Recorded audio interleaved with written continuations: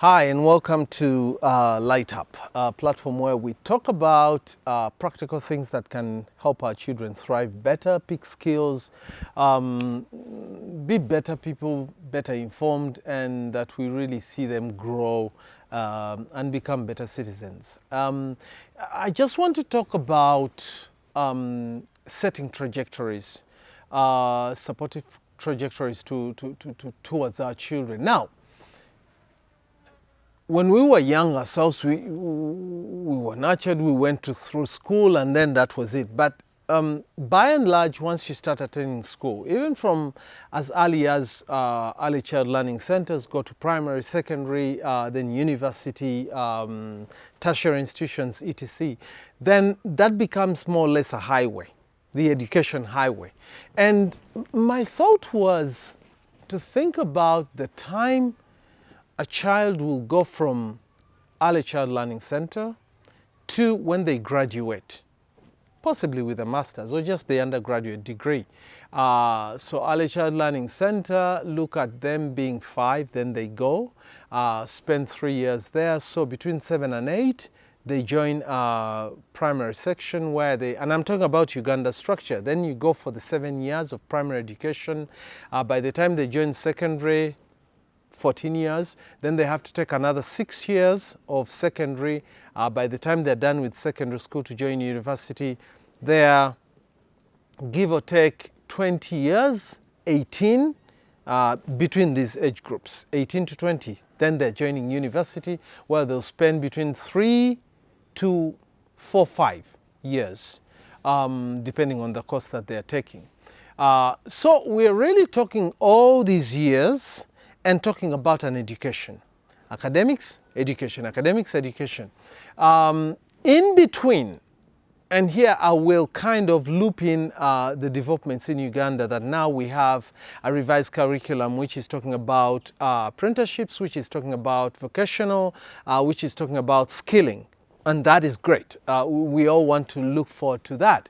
And it's on its takeoff, so it will be maybe a half a decade before we begin to see kind of the dynamics and the results of what that is going to do in terms of changing how the learners are coming out, the quality of education, and what it's doing in terms of final products that come out.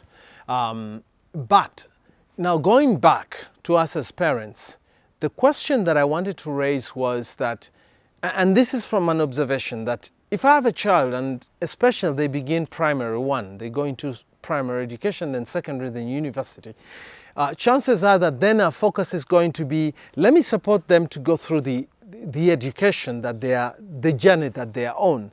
And that is not to say that we don't do other things in between. But the thought that I want to kind of provoke in you is, if you go back and look at the time, and we're really talking 20 years, okay? You have to ask yourself, besides academics, besides the education that they're getting in the selected institutions, whether it's in part your choice to put them to the school through the schools that you've put them, or other factors kind of impacting how and where they're going to go with the education. Ask yourself, what else could they have learned?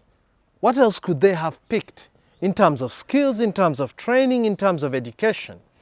Because when you start having a conversation about alternative means of education, then you start talking about other things, okay? You start talking about all these other forms of how you can aid and help a child to learn, a young person to be skilled, a young person to get an education, which is away from academics. And I'm not having this conversation to kind of compare the two. No, that's not the conversation here.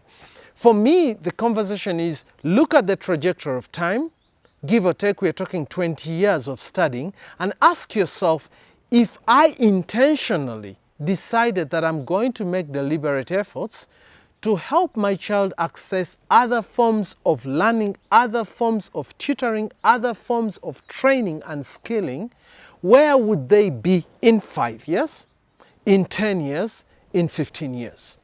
And why do I say this?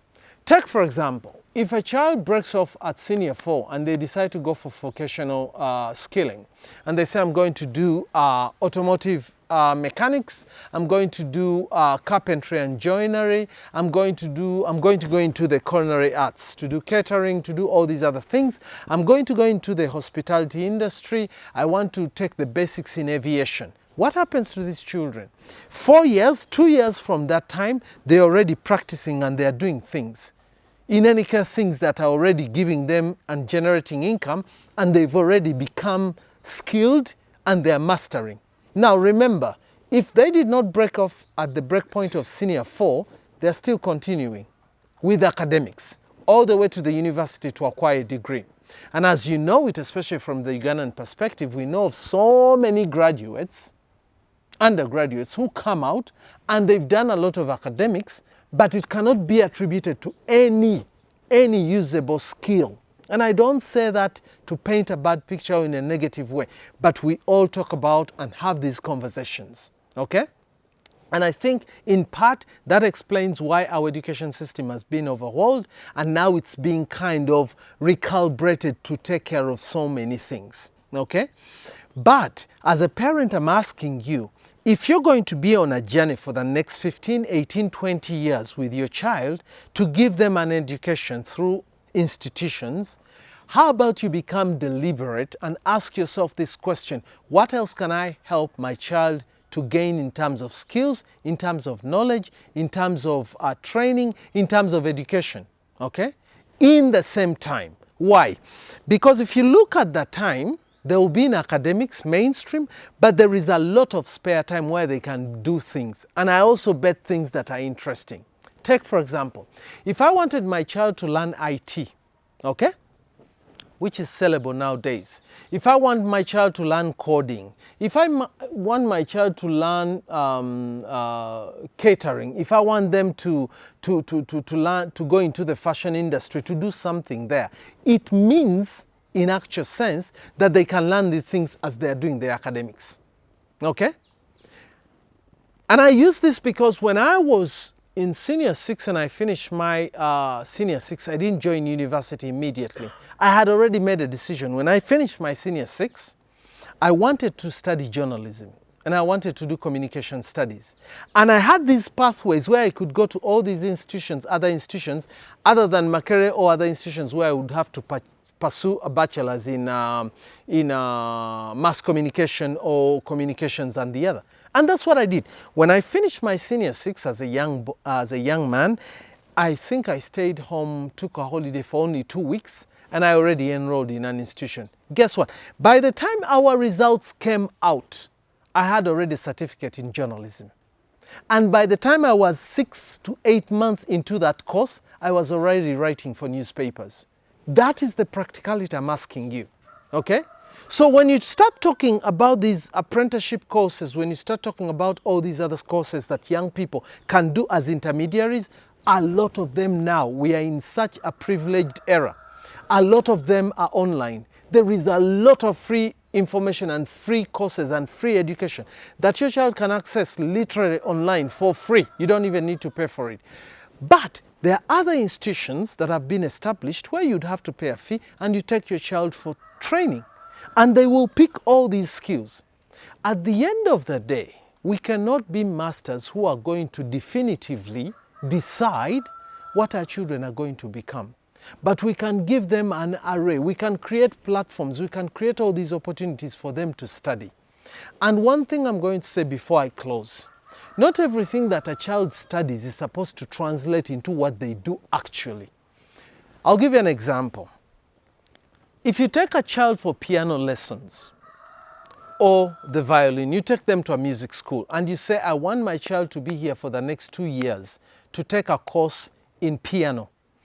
And they even do, like if you go to Kampala Music School, one of the schools here, one of the few schools here in Uganda that teach children music, instruments and everything, they can even have this child do exams through their affiliate in Abraham School of Music in London, and they will certify them. But beyond the fact that this child can now play a piano, they can play a guitar, they can play a violin, they can sing, they can do voice, Music as an art teaches a person discipline. It teaches them dedication. It teaches them precision. It teaches them perfection. So when we talk about all these skills that can make us better professionals, that can drive us towards excellence, sometimes you will not find all these skills in mainstream academics. In fact, they are not there. But all these other things that our children can gain access to and learn and put their dedication in, they transfer discipline into them and give them all these other attributions. Think about it. Look at the trajectory of our academic journey, the academic journey of your child, and ask yourself, what are some of the intermediary things that can help them gain as skills, as knowledge, as education, as they're doing their mainstream academics? And you will realize that by the time your child graduates, they're on a different planet. They are so competitive, they're extremely skilled, and in most cases, they don't need to go asking for a job.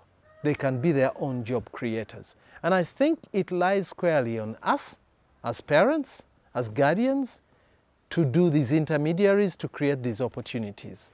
Because the schools where we take them, they'll focus on the academics, but you as a parent have the opportunity to focus on all these other opportunities and avenues that can help to skill your child, that can help them to gain another bit of information or education or make them better citizens. Try it out, put it in practice, see what happens. See you next time.